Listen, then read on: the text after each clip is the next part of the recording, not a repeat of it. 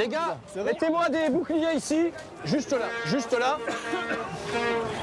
Lorsqu'une manifestation dégénère, Là c'est bon, bouclier. ce sont eux qu'on envoie en première ligne. Ça charge.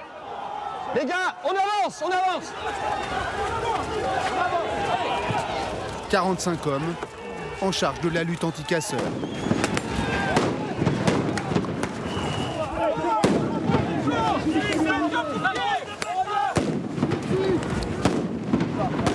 Face aux policiers jeudi dernier à Lyon, 200 à 300 casseurs dispersés à coups de grenades lacrymogènes.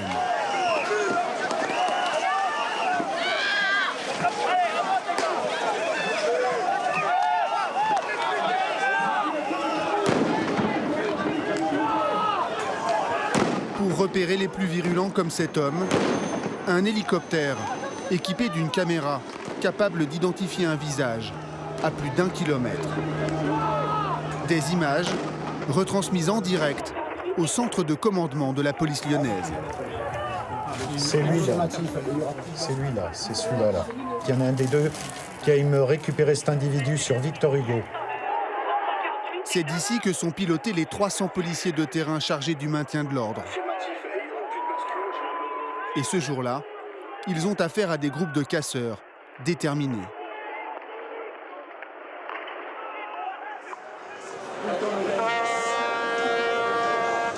Deux heures plus tôt, les manifestants se rassemblent dans le calme. 3000 selon la préfecture, le triple selon les syndicats. Dans la foule, des travailleurs pacifiques, des lycéens qui sèchent les cours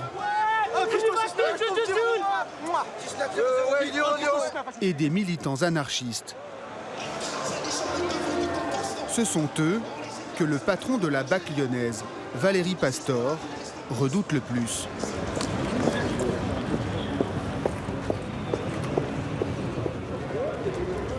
Les gars, on va contrôler ça. Messieurs, dames, bonjour. Ça a été fouillé, hein. Messieurs, dames, bonjour.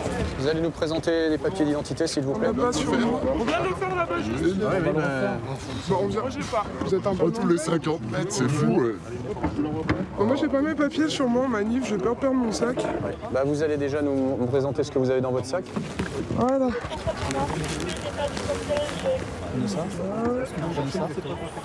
Ça, on va le récupérer. On garde ça. Ça, on va le garder. Ça, vous le gardez. Tout ça, vous le gardez. Vous voyez ce qu'on arrive à trouver? 2 marteaux brise-vitres Donc, du matériel qui n'est pas normal. et des boulons qui pourraient servir de projectiles. Ouais, TN de TKBAC, on a procédé. Mais à cet des instant, contrôles, donc on ils a n'ont retiré, commis aucun du délit. matériel qui peut être utile pour casser des vitrines. Ils sont donc libres de rejoindre le cortège. La manifestation est autorisée par la préfecture sur un parcours balisé de 2700 mètres. Les gars, en position. L'unité du commandant Pastor accompagne le cortège à la recherche d'éventuels casseurs. Ouais, à l'attention de tout le monde, vous avez une banderole qui est sur la gauche de la descente avec des boulons ou clous orientés dans notre direction. Hein, donc, Des boulons qui ne serviraient pas seulement à tenir la banderole. bah, ça, c'est orienté vers l'avant pour que si on a un moment donné pour la décrocher parce qu'elle leur sert de bouclier de protection, on s'accroche les mains. Donc c'est destiné à nous blesser tout simplement. Les suspects sont placés sous surveillance depuis l'hélicoptère qui braque sa caméra sur le petit groupe et sa banderole. Au centre de contrôle, on épie maintenant leurs moindres faits et gestes. La majorité des personnes qui sont à l'arrière des banderoles commencent à se capuchonner et à se dissimuler les visages. Tout ce message terminé. C'est peut-être le signe qu'ils s'apprêtent à passer à l'action. Le groupe cherche à quitter le cortège. Leur but, selon la police, aller vandaliser les boutiques des rues alentours. Alerté par le centre de contrôle, la brigade du commandant Pastor intervient pour les empêcher de s'engouffrer dans la rue commerçante. C'est bon, c'est fait. Immédiatement, la tension monte. Allez, les boucliers.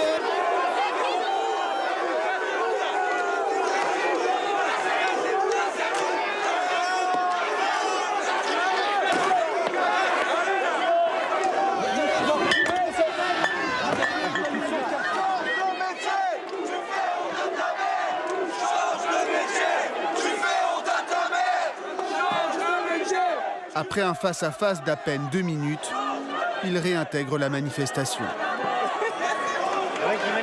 Mais ils vont tenter à nouveau de quitter le parcours, cette fois par l'avant du cortège.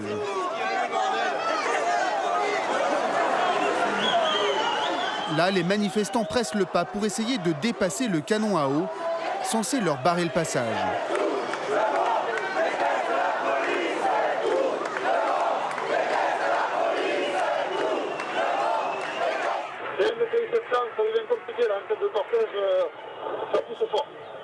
C'est reçu, TI 700, la tête de cortège commence à pousser fort. Décision est prise d'actionner le canon à eau.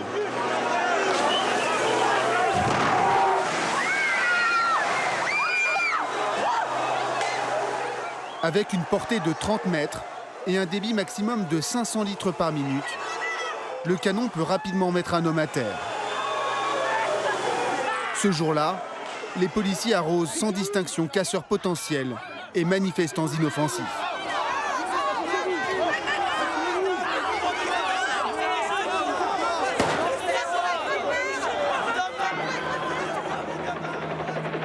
Quelques minutes plus tard, le cortège arrive en fin de parcours sur l'immense place Bellecour.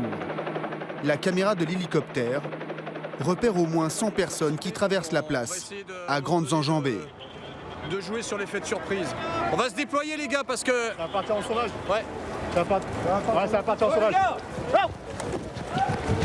Le commandant Pastor craint une échappée sauvage dans l'une des rues piétonnes les plus huppées de la ville.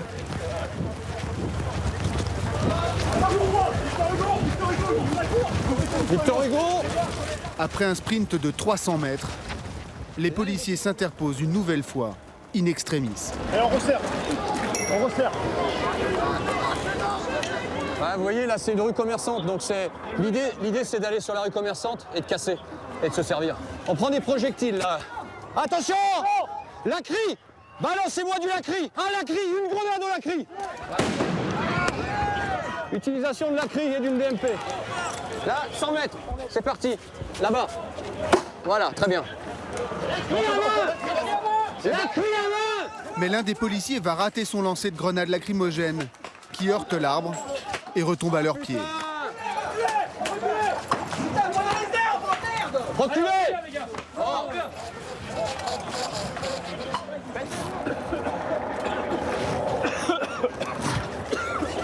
Ils utilisent un décontaminant pour se rincer les bronches et les yeux.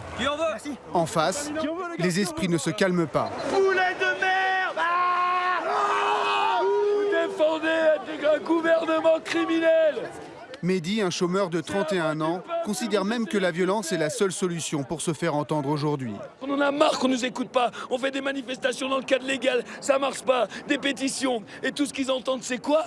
C'est nous foutre des grands coups de répression. Bien sûr qu'on s'énerve. On est tous des casseurs ici. On est tous énervés. Il y en a marre qu'on nous traite comme ça, qu'on nous criminalise. Comment distinguer les manifestants virulents des casseurs ?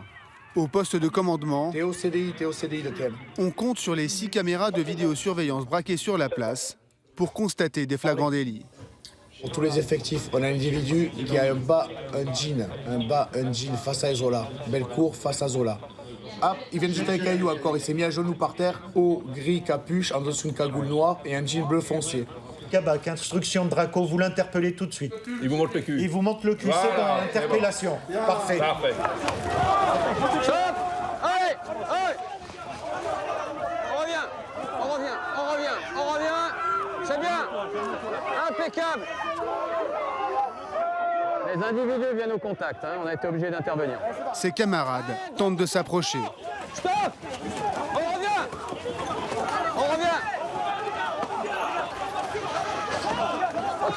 Recule!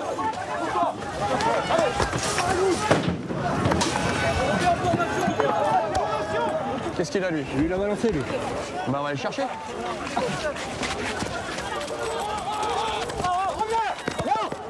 Allez! Vas-y, on protège! Allez, on revient! Allez, c'est parti! On recule! Allez! Ce manifestant aurait jeté un projectile sur les forces de l'ordre. J'ai pas bien compris. Aucune caméra ne l'a filmé, Mais le seul signalement d'un policier suffit pour l'interpeller et le placer immédiatement en garde à vue. C'est bon les gars, derrière le banc comme ça. Les gars, J'ai reconnu que j'ai tiré un coup de pied à lacrymo et j'ai lancé vers la police. J'ai lancé vers quelqu'un et c'était la police, mais j'ai rien fait. Pour avoir peut-être jeté un projectile sur un policier, il risque jusqu'à 3 ans de prison. Attention, baissez votre tête.